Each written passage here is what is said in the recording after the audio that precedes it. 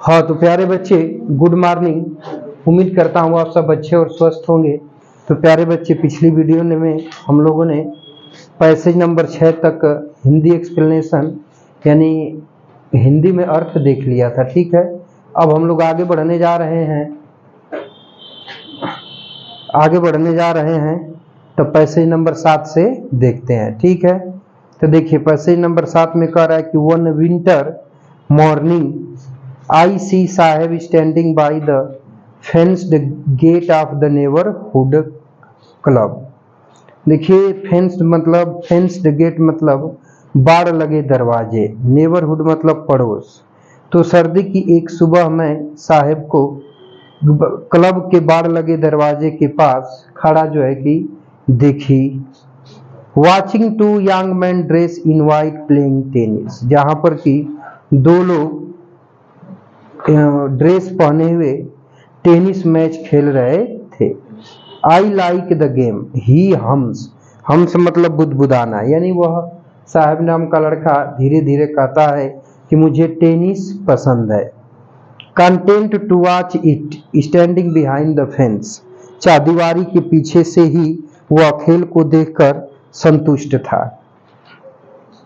I go inside when no one is around he admits, वह कहता है कि जब कोई नहीं होता है तो मैं चारदीवारी के अंदर चला जाता हूँ। The gatekeeper lets me use the swing माने झूलना। तो जो है कि जो वहाँ का गेट कीपर है, दरबान है, वह मुझे अंदर झूला झूलने देता है, लेकिन कब? जब कोई नहीं होता है तब। ठीक है, तो देखिए अब इसमें कहानीनुमा कर रहा है कि सर्दी की एक सुबह लेखिका जो है साहेब को बाड़ लगे दरवाजे के पास नजदीक खड़ा जो है कि देखी, जहां से वह सफेद वेशभूषा पहने दो युवकों को टेनिस खेलते हुए देख रहा था।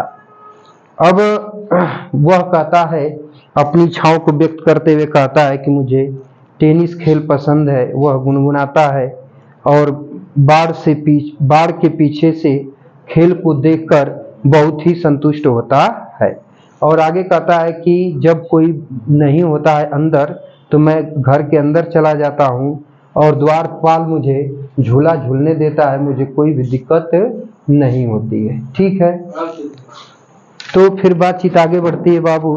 तब हम लोग आगे बढ़ते हैं और देखते हैं पैसेज नंबर 8 को। ठीक है, देखिए तो कह रहा है कि Saheb too is wearing tennis shoes that look strange over his discoloured shirt and shorts. ठीक है, देखिए कह रहा है कि साहब भी टेनिस खेलने वाले जूते पहन रखे हैं, जो शर्ट पहना है उस शर्ट और नेकर उसके ऊपर विचित्र लग रहे हैं क्योंकि उस शर्ट का रंग उड़ चुका है।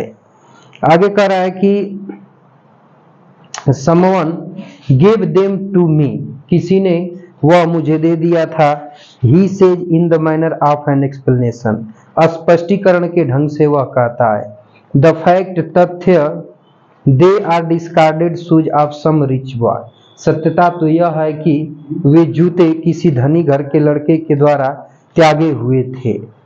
कह रहा है कि who perhaps refuse to wear them because of hole in one of them, और वो भी इसलिए उनको त्याग दिया था क्योंकि दोनों जूतों में से किसी एक जूते के जो है कि तलवे में यानी उसके नीचे छेद हो गया था। कह रहा है कि डज नॉट बोदर हिम, हालांकि वे जूते अब साहेब नाम के लड़के को परेशान नहीं करते हैं। For one who has walked barefoot even shoes a hole is a dream come true.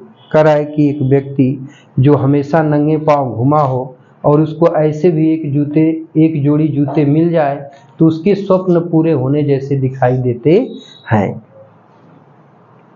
कह रहा है कि but the game he is watching so intensely is out of his reach, intensely मतलब ध्यान पूर्वक, तो खेल जो वह देख रहा है उसकी पहुंच से बाहर है, उसके खेल समझ में नहीं आ रहा है। तो देखिए, तो इस पैसेज में कहने का मतलब क्या था? तो कहने का तात्पर्य था कि साहेब नाम का जो लड़का है वो भी जूता पहन रखा है, हाफ नेकर और शर्ट पहन रखा है। शर्ट का रंग उड़ जाने के कारण शर्ट उसके ऊपर विचित्र लग रही है। ठीक है, अब वह स्पष्टीकरण के ढंग से कहता है कि तथ्य है यह कि वे जूते किसी धनी घर के लड़के के द्वारा त्यागे हुए हैं, क्योंकि दोनों जूतों में से किसी एक जूते की सोल में छेद होने के कारण उसने उनको पहनने से इनकार कर दिया था। हालांकि वे जूते उन जूतों को पहनकर साहेब नाम का लड़का बहुत प्रसन्न होता है, उसे कोई परेशानी नहीं होती है। क्यों? क्योंकि भाई एक ऐसा लड़का जिसने जीवन भर में कभी एक जोड़ी जूता ही न पाया हो, तो अगर थोड़ा बहुत छेद वाला जूता भी मिल जाए तो उसके स्वप्न अथवा उसके ख्वाब पूरे होते नजर आते हैं। ठीक है, कर है कि खेल जो वह देख रहा है उसकी पहुंच से जो है कि बाहर है। ठीक है, कई मिनट का हो गया? 5 मिनट का। अगला देखिए, आगे कहता है बाबू कि अगला पैसेज नंबर 9 है कि दिस मॉर्निंग इस सुबह Saheb is on his way to the milk booth. आज सुबह साहेब दूध की दुकान पर जा रहा है। In his hand is a steel canister. उसके हाथ में एक स्टील का कनस्तर है। Now work in A tea stall down the road. आगे वह एक चाय की दुकान पर काम करता है। करे कि ही सेज, वह कहता है पॉइंटिंग इन द डिस्टेंस, दूर आगे की ओर संकेत करते हुए। I am 800 rupees and all my meals. वह कहता है कि मुझे महीने का 800 रुपए तथा भरपेट भोजन मिल जाता है। Does he like the job? I ask. लेखिका पूछती है कि क्या तुम्हें यह जॉब पसंद है? हिज फेस, उसका चेहरा। आई सी, मैं देखती हूँ, has lost the care free look, बिल्कुल बेफिक्री या स्वतंत्रता का भाव खोया हुआ नजर आता है। The steel canister seems heavier than the plastic bag. कह रहा है कि जो प्लास्टिक का बैग है उससे अधिक भारी स्टील का कनस्टर है। कह रहा है कि वह would carry so lightly over soldiers, जिसको वह अपने कंधों में लटकाकर आसानी से लेकर जाता है। The bag was his. कह रहा है कि बैग उसका अपना बैग है। The canister belongs to the man, और कनस्टर उस व्यक्ति का है who owns the tea shop, जो चाय की दुकान का मालिक है। Saheb no longer his own master. Saheb अब स्वयं का मालिक नहीं रहा। तो देखिए इसमें कह रहा है कि अचानक सुबह सुबह जो एक लेखिका साहेब नाम के बच्चे को देखती है तो वह दूध की दुकान पर जा रहा होता है और उसके हाथ में एक स्टील का कनस्तर है। जब पूछती है तो वह कहता है कि इसी सड़क पर कुछ दूर आगे, संकेत करते हुए कहता है कि एक चाय की दुकान पर मैं काम करता हूँ और वहाँ पर काम करने का मुझे 800 रुपये महीने का और भरपेट मतलब भोजन मिल जाता है। तब लेखिका पूछती है कि क्या तुम्हें यह काम पसंद है? तो वह उसके चेहरे से निश्चिंतता, बेफिक्री या स्वतंत्रता का भाव खो जाता है। स्टील का जो कनस्टर लिया हुआ था और प्लास्टिक के थैले में रखा हुआ था, तो प्लास्टिक के थैले से स्टील का कनस्टर काफी भारी था, जिसे वह कंधे पर रखकर लेकर आता जाता था।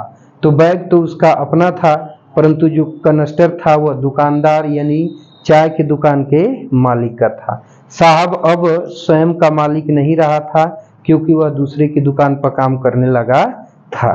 ठीक है, तो प्यारे बच्चे अब इसमें हो गया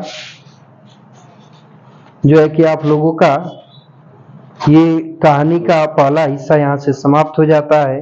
अब यहाँ से कहानी का दूसरा हिस्सा स्टार्ट होता है, जहाँ से कि मुकेश नाम के लड़के से लेखिका का परिचय था ही, तो कहानी का दूसरा हिस्सा फिरोजाबाद की, फैजाबाद की गलियों में लेकर जाता है, जहाँ पर चूड़ी का बिजनेस अथवा व्यवसाय होता रहता है। ठीक है प्यारे बच्चे, तो अब कुल मिला के अब हम लोग स्टार्ट करेंगे पैसेज नंबर 10 को। ठीक है प्यारे बच्चे, ध्यान दीजिएगा।